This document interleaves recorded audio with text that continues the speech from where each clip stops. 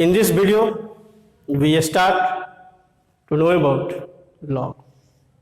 इस वीडियो में हम लोग लॉ के बारे में जानेंगे. I must try to how can you understand law by easily way.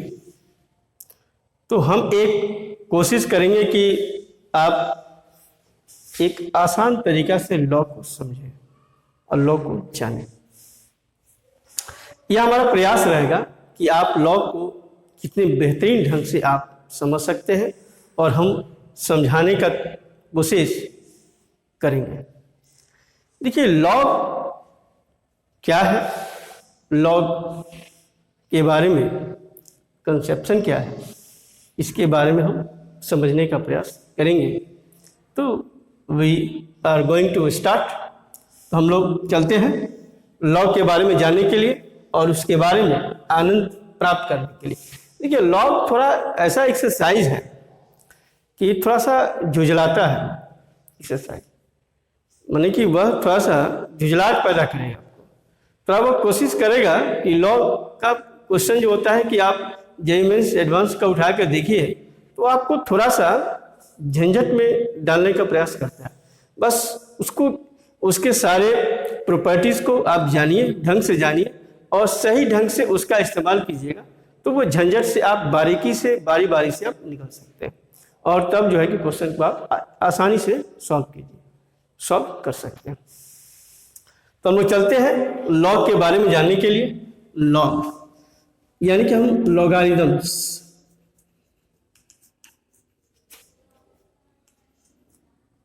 तो लॉगारिदम्स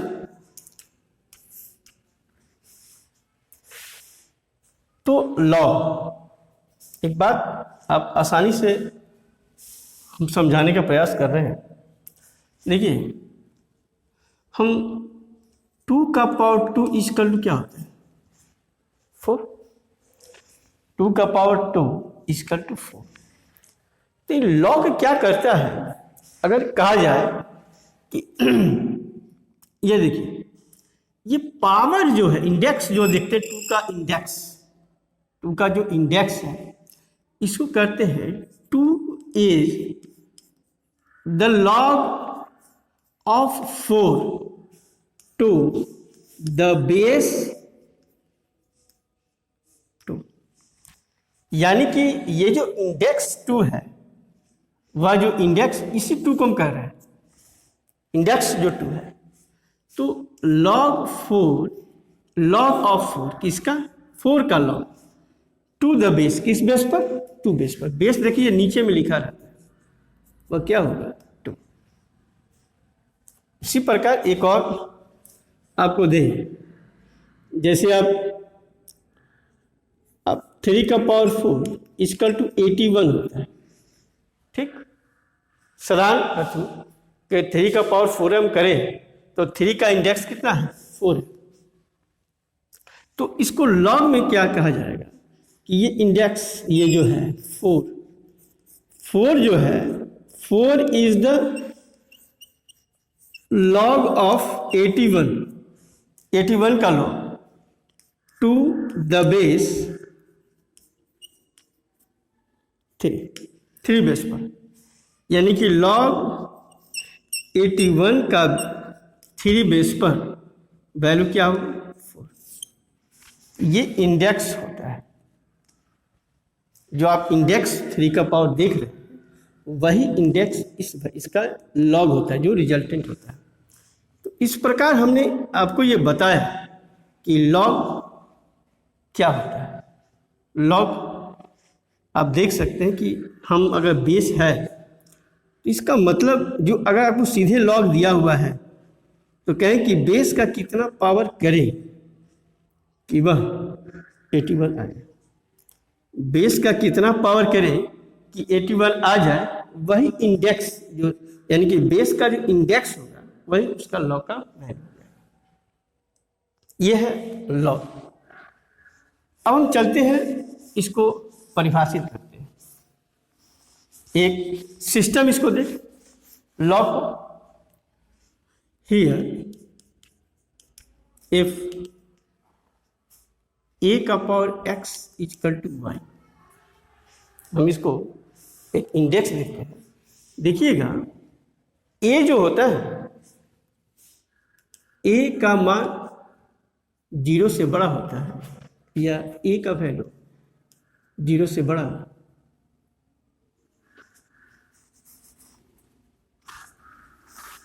ए का वैल्यू 0 से बड़ा और 1 से छोटा, और ए का वैल्यू 1 से बड़ा, यानी कि ए का मान 1 नहीं होता है। अब आप कहिए कि 1 क्यों नहीं होता है, 0 से छोटा क्यों नहीं होता है? तो कहने का मतलब अगर 1 रखते हैं तो 1 का पावर कुछ भी रखिए आएगा क्या, 1। तो ये एक कांस्टेंट फंक्शन। इसके बाद देखिए अगर 0 रखते हैं तो कहिए कि 0 का पावर सब चीज वैलिड नहीं, जैसे 0 का पावर 0 ही वैलिड, इसीलिए 0 नहीं रख सकते हैं। तब जो है नेगेटिव भी नहीं रख सकते, क्योंकि मान लीजिए कि ए का मान कुछ नेगेटिव भी रखें, -2 रखें, तो जो x है वह फ्रैक्शन में नहीं हो सकता। जैसे मान लीजिए कि अगर x का वैल्यू 1/2 आ गया, 1/2 ही नहीं 1/4 आ गया, 1/6 आ गया, 3/2 आ गया, तो उसके लिए ही ये वैलिड नहीं है, क्योंकि ये रियल नंबर नहीं है। आगे पढ़िएगा, अगले वीडियो में देखिएगा, ये कॉम्प्लेक्स नंबर होता है, रियल नहीं होता, जिसके वजह से हम ए को नेगेटिव नहीं ले सकते। यानी कि ए को नेगेटिव नहीं ले सकते हैं, 0 नहीं ले सकते हैं, 1 नहीं ले सकते, बाकी सारे मान को हम ले सकते हैं। तो अगर इफ यदि ए का power X equal to Y होता है तो इसको क्या कह पढ़ेंगे। अब इसको लॉग में डालें तो क्या हो जाएगा, x is the log of y to the base, किस बेस पर, बेस a। यही देखिए तो log y to the base a equal to x, यही एक सिस्टम पे आ गया। अगर हम एक फंक्शन के रूप में log को लें, if we consider as a function, अगर फंक्शन के रूप में लिया जाए, याद रखिए f जो होता है log के केस में वह जो है open interval 0 to ∞ to r होता है, और fx इक्वल टू यही log x to the base a।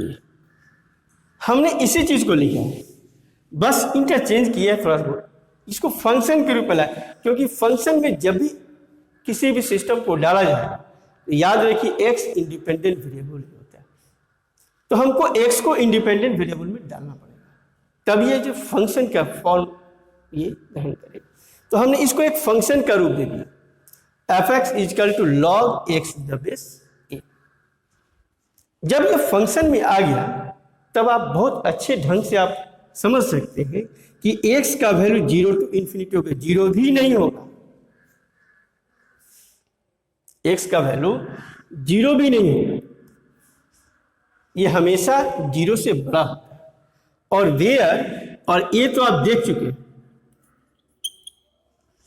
Where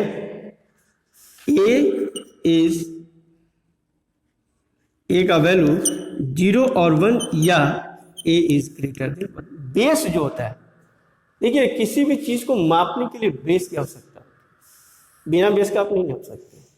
जैसे आप आधार चाहिए, जैसे आप किसी को मानते हैं इसकी लंबाई मीटर, अपने कह दिया मीटर है, तो उसका बेस क्या होगा, मीटर हो गया ना भाई। हमने किसी को माना ना कि इतनी लंबाई को हम 1 मीटर कहेंगे। आप फिजिक्स में पढ़े होंगे, फिजिक्स में आप देखिएगा यूनिट एंड मेजरमेंट चैप्टर में, जैसे हम लोग लिखते हैं कि मीटर, केजी, आखिर यह है क्या चीज। तो यह एक पैमाना है, जैसे मीटर कहते हैं कि दूरी का है। तो कहने का मतलब क्या, एक फिक्स चीज का डिस्टेंस लिया गया होगा, एक फिक्स चीज होगा जिसका डिस्टेंस ये मानक होगा, ये माना गया होगा कि यहाँ से यहाँ तक की दूरी को हम 1 मीटर कहेंगे। उसी तरह से किसी भी चीज को नापने के लिए एक बेस होता है, तो लॉग के लिए भी मापने के लिए बेस होता है, और तब हम मापते हैं। देखिए लॉग में भी, ये तो लॉगरिथमिक फंक्शन हमने बताया आपको, और लॉग का जो डायग्राम है, जो ग्राफ जो आता है एक्स की, वो ये डायग्राम है। तो यहाँ पर ये दो आपको बता दें, ये डायग्राम आप याद रखिएगा, बहुत काम देगा ये। आप आगे जैसे जाइएगा, डायग्राम का स्ट्रक्चर याद रखिए। वैल्यू तो आप याद नहीं रख सकते, वो भी नहीं याद रखता है, आप स्ट्रक्चर याद रखिए। ये डायग्राम है इसका लॉग, ये 1 0 होता है। लॉग 1 पर एक्स का वैल्यू 1 डालोगे वो 0, वहीं पर एक्स एक्सिस को ये काटता है। और दूसरा यह होता है। तो दोनों का केस है, दोनों किस केस में होगा, तो ये दो आपको फिगर नजर आ रहा है, एक यह जो होता है f x is equal to log x to the base a, जब ए ग्रेटर देन 1 होता है तब। और यह जो डायग्राम आप नीचे साइड में देख रहे हैं, यह होता है f x is equal to log x to the base a, जब ए का वैल्यू 0 और 1 के बीच में होता है।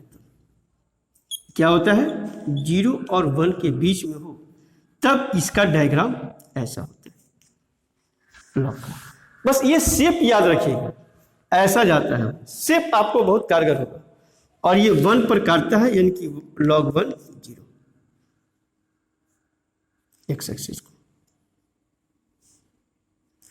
जैसे 2 का पावर एक्स भी हो गया तो उसका भी शेप ऐसा ही होगा, 3 का पावर एक्स उसका भी शेप वैसा ही होगा, 1/2 का पावर एक्स तो इसका ग्राफ ऐसे चला जाएगा। यानी कि याद रखिए, ये ग्राफ अगर 0 to 1 है, फंक्शन जो ए का वैल्यू बेस जो है 0 से 1 के बीच में लैच कर रहा है, तो वो फंक्शन डिक्रीजिंग हो जाएगा। और जो फंक्शन का वैल्यू ए 1 से बड़ा है, उसका लॉग जो है वह इंक्रीजिंग फंक्शन होगा। तो ये इतनी बात आपको याद रखना होगा। लॉग मापते जो है वो बेस होता है, इतनी बात आप याद रखिएगा। और आगे हम लोग बढ़ते हैं लॉग में। फंक्शन के रूप में जब हमने लॉग को लाया तो ये जान लीजिएगा कि याद रखिएगा 11 में आपको लॉग का एक्सपेंशन आपको पढ़ना है। लेकिन लॉग का एक्सपेंशन कैसे किया जाता है ये आपको ग्रेजुएशन पार्ट 2 में पढ़ना है, ग्रेजुएशन में आपको पढ़ना है। लेकिन एक्सपेंशन आपको क्या होता है, इसका एक्सपेंशन ये आपको पढ़ना है, 11 में है आपके चैप्टर में। तो देखिए हम एक्सपेंशन कर देते हैं। आपने वो जान लिया ग्राफ क्या होता है। तो एक्सपेंशन जो है ये आप याद रखिएगा, expansion log 1 + x the base e के बारे में आपको जानकारी देंगे। ये होता है x - x² + x³ 3 - x का पावर 4/4 और अप टू इंफिनिटी। और यह जो होता है log 1 - x का वैल्यू -x - x² 2 और ये -x³ 3 - x का पावर 4/4, यानी कि डॉट टू इंफिनिटी। तो वेयर दोनों के केस में mod x < 1, यानी कि याद रखिएगा इसका मतलब होता है x -1 to 1 के बीच में लाइज। तो ये इसका एक्सपेंशन हुआ लॉग का। तो लॉग का एक्सपेंशन आप जरूर याद रखिएगा, क्योंकि आपको इस पर प्रश्न है, क्वेश्चन है और क्वेश्चन बनाने हैं, इसलिए आपको एक्सपेंशन जरूर जानना चाहिए, जरूर याद रखना चाहिए। लेकिन वहां पर हमने ई बेस का एक्सपेंशन है, याद रखिएगा ई बेस का एक्सपेंशन है। तो इस पर हम चर्चा करते हैं हम लोग ई पर।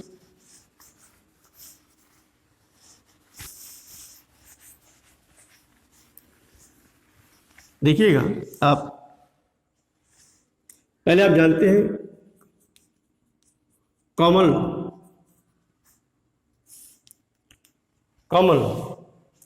देखो log of any number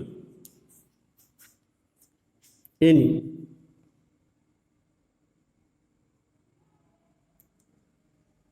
log of any number, अगर आप एन ले लीजिए, greater than 0 to the base 10, to the base 10 base log of any number N greater than 0 to the base 10, यानी कि log N to the base 10, इसको common log बोला जाता है।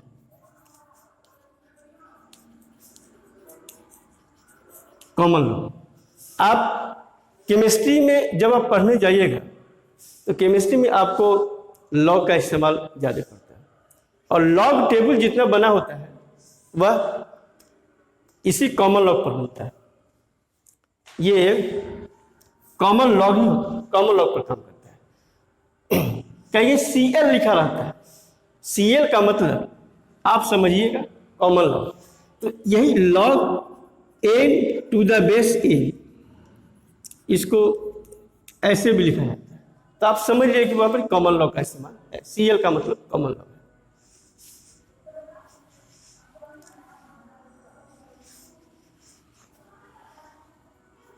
अब हम बात करते हैं natural log.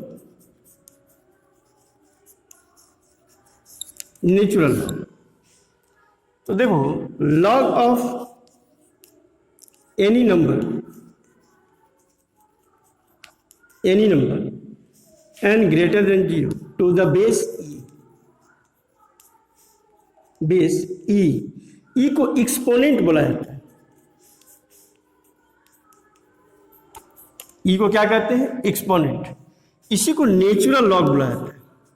Log N to the base e, ये क्या हो गया? नेचुरल लॉग हो गया। इसको ln भी लिखा जाता है। और नेचुरल लॉग को ही क्या किया जाता है कि कहीं कहीं कुछ न देकर के सीधे जो है लॉग एन दे दिया जाता है। तो आप समझ लीजिएगा कि वह नेचुरल लॉग ही दे रहा है। याद रखिए कि ई बेस पर। अब यह ई जो आता है वह एक्सपोनेंट है। ई को क्या कहते हैं? एक्सपोनेंट। तो ई एक्सपोनेंट का बेस बना करके ये लिखा जाता है और काम को हम लोग करते हैं। तो आगे बढ़े हम लोग।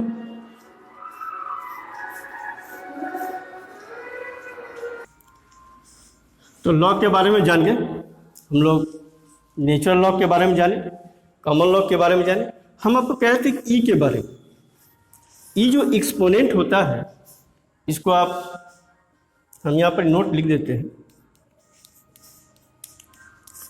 देखिए ई को कहते हैं एक्सपोनेंट। ये भी आप लोगों को पढ़ना है। ई को एक्सपोनेंट कहा जाता है कि है क्या चीज एक्सपोनेंट। तो ई जो होता है ये 1 + 1/1 फैक्टोरियल, 2 फैक्टोरियल, 3 फैक्टोरियल, ये इस तरह का, इसको 1/4 फैक्टोरियल, अब तो ये इन्फिनिटी तक चलता है। याद रखिए ये जो साइन जो देख रहे हैं ना, इस साइन को, इसको फैक्टोरियल n पढ़ते हैं। क्या पढ़ते हैं? Factorial n। और फैक्टोरियल n का मतलब फैक्टर n, फैक्टर से लिया गया है इसको। फैक्टोरियल n का मतलब क्या हुआ कि product of n consecutive positive integer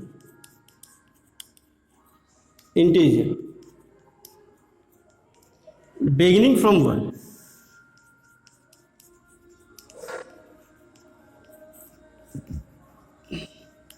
एक से शुरू होता है। यानी कि n फैक्टोरियल का मतलब एक से शुरू करो और सबको गुना में रखना है।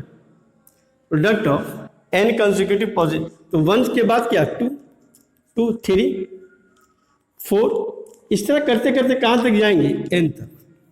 इस सारे का गुणनफल को ही कहते हैं n फैक्टोरियल। तो आपको याद रखना होगा कि या इसको डिक्रीजिंग ऑर्डर में भी लिख सकते हो, n into N minus one, एक एक घटाना है, n माइनस टू, इस तरह करते करते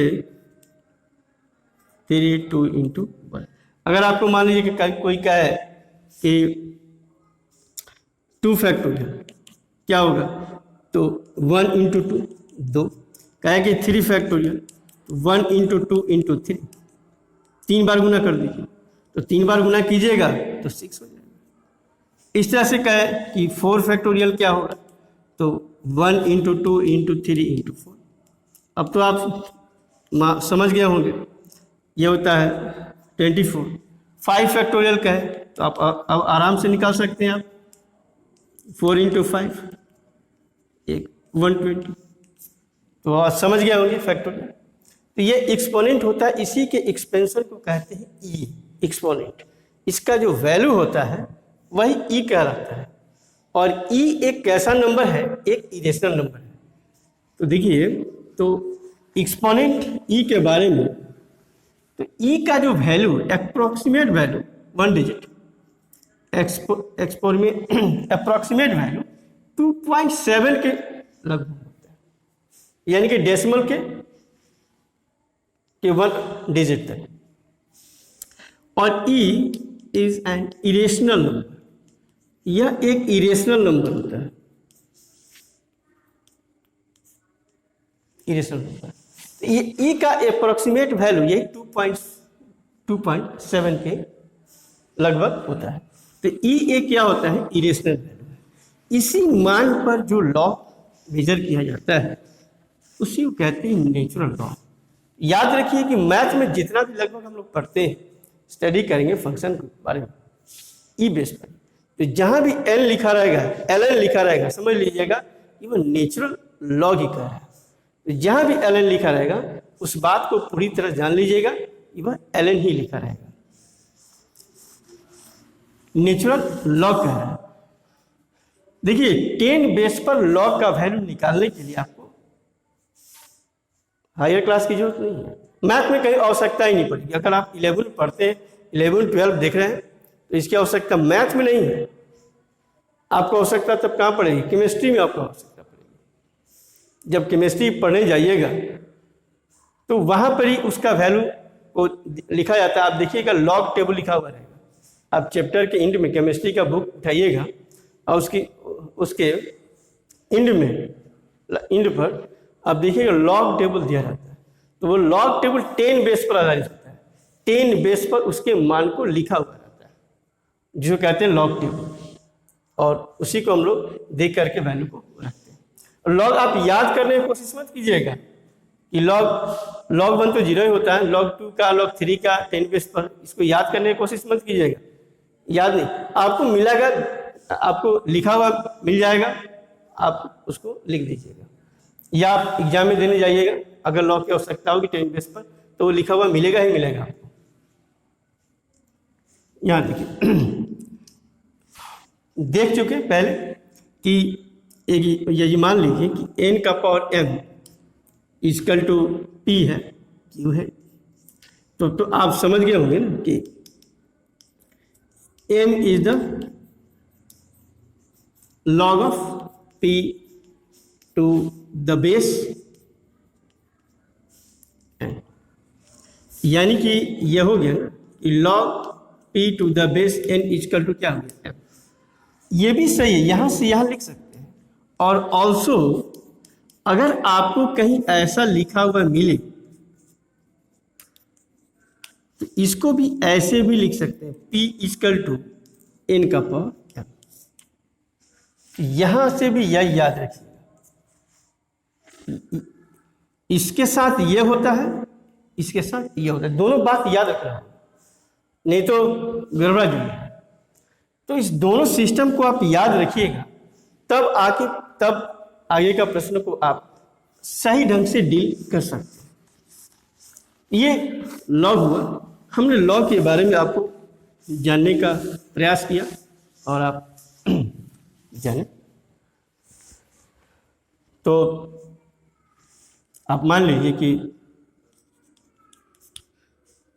कहा जाए कि log 100 to the base 10 क्या होगा? क्लियर बात समझ गए?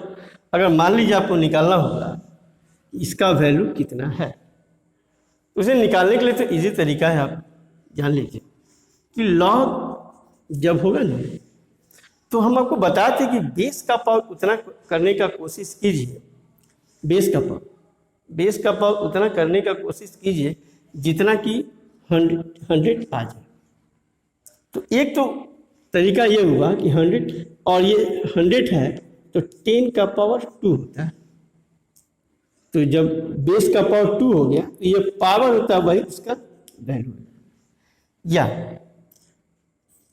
एक ये भी जानिए, अगर मान लीजिए कि ऐसा नहीं समझ में आ रहा, ऐसा मान लीजिए कि नहीं हो रहा, तो क्या कीजिए कि आप एक log 100 to the base 10 लीजिए और क्या कीजिए कि आप मान लीजिए, जो भी मान लो ये मान लीजिए, मान लीजिए। तो अब बताए थे क्या कि जस्ट पिछले तरीका में कि अगर मान लीजिए कि n का power m equal to p है, तो इसका मतलब log p to the base n equal to m।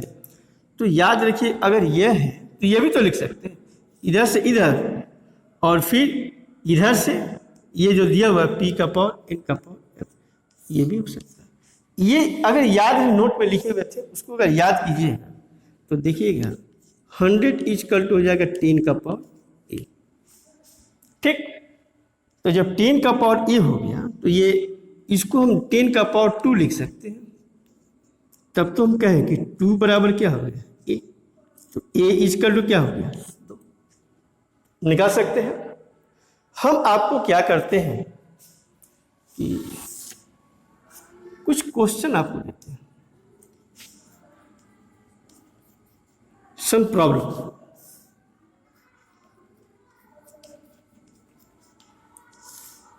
आशा करते हैं कि आप बनाइएगा, बना करके log 8 टू द बेस 2 निकालिएगा, log 16 टू द बेस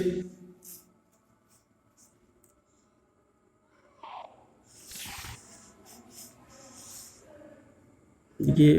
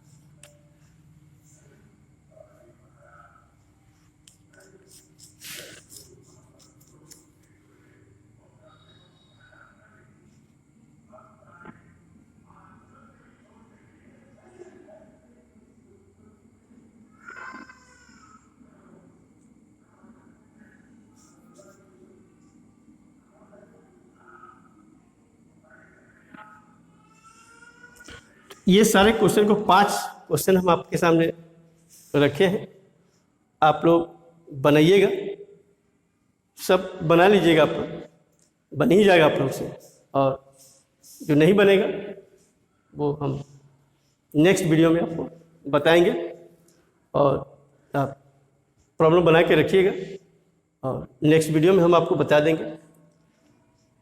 तो इस तरह से हमने लॉ के बारे में जो जानकारी दिया वो बेस प्रश्न है, और नेक्स्ट वीडियो में हम लोग प्रॉपर्टी जानेंगे लॉ के बारे में, लॉ का क्या क्या प्रॉपर्टी है उसके बारे में हम लोग अच्छे ढंग से जानेंगे, और उस पर प्रॉब्लम जो है भी जानेंगे वीडियो में।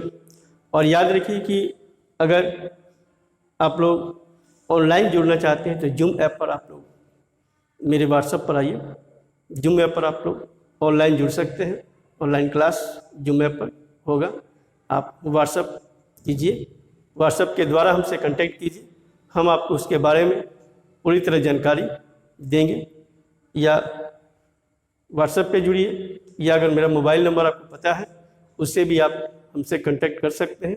हम उसके बारे में आपको पूर्ण जानकारी दे देंगे, आप उससे भी जुड़ सकते हैं हमसे। तो इस तरह से हम लोग लॉ के बारे में जाने और हम आपको बेहतरीन से बेहतरीन देने का हमेशा प्रयास करेंगे। आप नेक्स्ट वीडियो ज़रूर देखिए और लॉ की प्रॉपर्टी के बारे में जानिए। Thank you.